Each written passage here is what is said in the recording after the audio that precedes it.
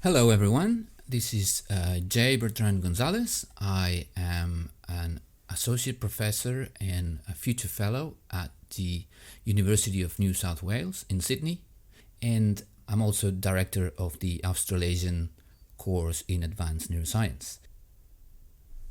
I will today be talking about an article that was published early this year in my lab.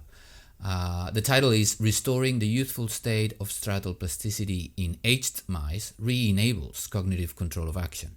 Now, all information linked to this article, you'll find it in the description, link to this audio file, also links to the preprint. I have been asked to keep this talk within 5 minutes or so. I should warn you that I'm notorious for going over time, so we'll see. But it's my first time doing one of these audio files, so we'll see how this works. Now, first off, I would like to thank the Acadio team for offering me the possibility of talking about our work and very kindly offer to distribute the audio to different communities. So first of all, I would like to introduce a little bit the background that is needed to appreciate the significance of this study. Now, we in my lab study the function of the basal ganglia in organizing, orchestrating, and maintaining voluntary behavior. Now, basal ganglia are a group of nuclei that are distributed subcortically and that have been pretty well preserved in evolution for a number of millions of years, have been there doing pretty much the same job way before we had a proper cortex. Vertebrates had a proper cortex.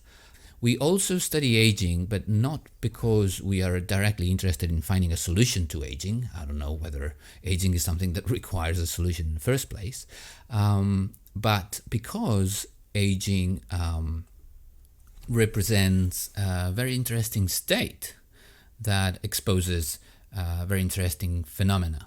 So these phenomena are characteristic of the aged brain, but also are very informative to understand how the physiological processes sustaining brain function work.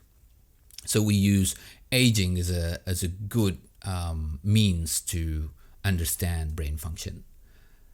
Now, our study combines a series of disciplines. I am myself a neuroscientist. However, I have been using a lot of knowledge from the experimental psychology community and the associative learning community. And this is perhaps a good example of a combination of those disciplines. Now, there are at least two forms of behavioral control that have been identified by these and other disciplines. The first one is what some of us call goal-directed behavior. And this is a form of behavioral control that involves full knowledge of the consequences of one's action. So that would be the most cognitive form of behavioral control. And because we know what our actions are going to achieve, well, we can adapt our behavior based on that knowledge. If for whatever reason we figure out that our action is no longer procuring an outcome, well, we'll stop doing that action. We will stop that behavior. And it's also sensitive to value. For whatever reason, we decide that that outcome that was so valued before is no longer that good, well, we will reduce our behavior accordingly.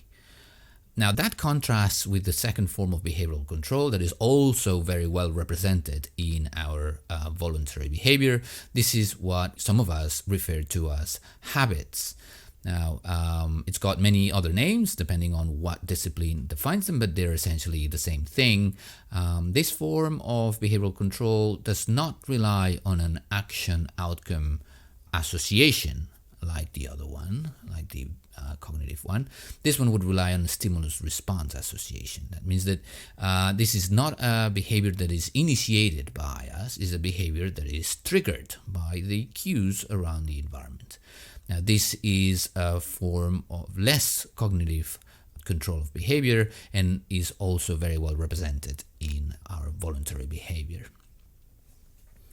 there is some pretty convincing evidence out there in the form of studies in humans and also animals that propose that aged brains tend to function in a habitual way.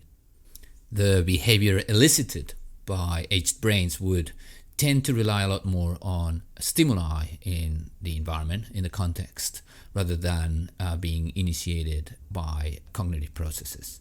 Now, that doesn't mean that all the behavior is going to be like that, but there's a higher proportion of behavior that tends to obey and be guided by cues. In my lab, using models of goal-directed and habitual behavior, we wanted to know what were the factors leading to this sort of propensity to habits.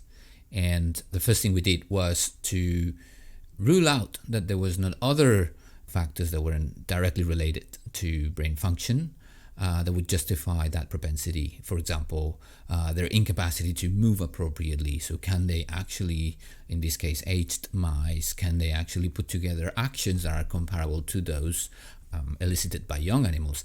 And we found that that was the case. So there was ways to justify a difference in the engagement of habits versus goal-directed behavioral control based on their differences in behavior. So differences in behavior elicits different learning, and therefore one can justify this. Well, we also did experiments to fix those issues. So we managed to get our animals to behave in a way that gave them the exact same opportunities to learn those action outcome contingencies that would support goal-directed behavior. So we could actually start from the same point. So once we had that performance corrected, then we would test whether the animals would still perform goal-directedly or habitually. Now, we found that even though restoring that performance to similar levels in young and aged animals, they could still not engage into goal-directed action. And we did that by doing some specific tests that I will not get into details. So that led us to believe that the problem was actually probably central. There was some neuronal issue that was preventing these animals from engaging into goal-directed control, and instead switching directly into habitual, what looked like a habitual or habit-like behavior triggered by cues. So we explored in the brain, and we found that the basal ganglia were counterbalanced in aged animals. So there's two main pathways that control basal ganglia function, and then these pathways seem to like to interact with one another, and when they are engaged at the same level, then function is repressed. But when one of them releases the function of the other one, then function kind of happens. We found that while young animals had clearly a decompensated basal ganglia function, as of there was one pathway, the effector pathway, that was unleashed and then reporting activity, the other pathways in the aged animal looked counterbalanced. So both pathways would be equally engaged. That means that we're counteracting one another, or at least that was our hypothesis. So we found that by genetically altering those pathways and making them decompensated again in a way similar to the levels of decompensation that young animals expressed, we found that then aged animals were now able to engage into goal direction and sort of released, counterbalanced basal ganglia activity. And by correcting this, we managed our animals to act goal-directedly again.